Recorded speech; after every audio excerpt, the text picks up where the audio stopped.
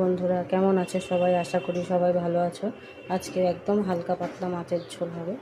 এই যে কিছুই না, শুধু আলু পটল নিয়েছি, পটল দিয়ে আলু দিয়ে টমেটো মাছ দিয়ে ঝোল হবে, একদম পাতলা। দেখুন আপনারা।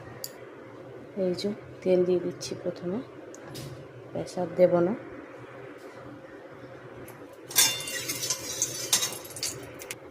এই যে মাছটা দিয়ে দিলাম। এই যে মাছ ভাজা হয়ে গেছে। এই যে কালো জিরে কাঁচা লঙ্কা দিয়ে দিলাম। এবারে পটল আলু দিয়ে দিলাম, একটু নাড়াচাড়া করে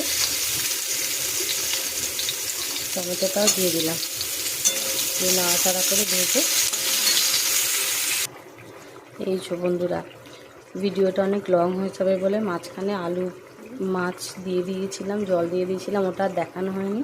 যাই হোক, এই যে এবারে জিরে দিয়ে দেবো একটু অল্প করে। এই যে জিরে অল্প করে একটু জিরে, আর যারা মনে করবেন ধনেপাতা খাবো তারা দেবেন, নাহলে স্কিপ করে যাবেন। এই যে একটু ধনেপাতা দিয়ে দিলাম। একদম পাতলা মাছের ঝোল কালো জিরে কাঁচা লঙ্কা দিয়ে। কেমন হলো বলবেন। হয়ে গেছে, এবার ঢেলে নেবো। টাটা বন্ধুরা।